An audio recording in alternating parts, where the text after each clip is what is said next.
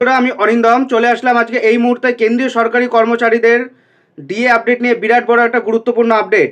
এবার কি যেটা 4% ডিএ সেটা বেড়ে হয়ে গেল বর্তমানে 50% ডিএ চলছে কেন্দ্রীয় সরকারি কর্মচারীদের জন্য। সেটা কি এবার কি বেসিক স্যালারির সাথে যুক্ত কি হয়ে যাবে না অষ্টম বেতন কমিশনের সাথে? সো এটা নিয়ে অনেকের মধ্যে একটা কোশ্চেন এখনও পর্যন্ত ঘোরাফেরা করছে। সো এটা নিয়ে মুখ খুললেন কেন্দ্রীয় মন্ত্রী সো পীযূষ গোয়েল মহাশয়। সো বন্ধুরা, ভিডিওটাকে স্কিপ করবে না। আরও ডিটেলসে জানতে হলে আমাদের ফেসবুক অফিসিয়াল গ্রুপ, যার লিঙ্ক ডেসক্রিপশান বক্সে দেওয়া আছে, সেখান থেকে সরাসরি আমাদের ফেসবুক অফিসিয়াল গ্রুপে জয়েন হয়ে যাবেন আরও বিস্তারিত জানতে হলে। সো বন্ধুরা, চলুন ভিডিওটা শুরু করুন। কেন্দ্রীয় সরকারি কর্মচারীদের মহার্ঘ ভাতা 50% হয়ে গেছে। তাহলে কি এবার তাদের বেসিক স্যালারি বাড়বে? তাদের বেসিক স্যালারির সাথে কি ডিএ যোগ করে দেওয়া হবে?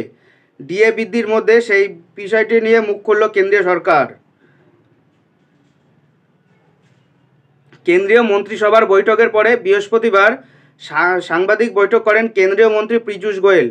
তিনি ডিএ বৃদ্ধির কথা ঘোষণা করেন। আর তারপর তাকে প্রশ্ন করা হয়, এখন যেহেতু ডিএ বেড়ে 50% হয়েছে, তাই এবার কি কেন্দ্রীয় সরকারি কর্মচারীদের বেসিক স্যালারির সাথে ডিএটা যোগ হয়ে যাবে? সেই ইঙ্গিত দিয়েছে সপ্তম বেতন কমিশন।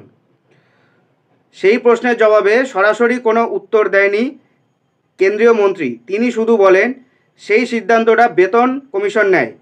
আপাতত কেন্দ্রীয় মন্ত্রিসভা 4% ডিএ বৃদ্ধির সিদ্ধান্ত নিয়েছে।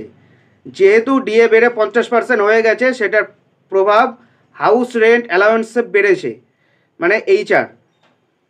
একইভাবে গ্র্যাজুইটির সর্বোচ্চ সীমা বেড়ে 25 লাখ টাকা হয়েছে।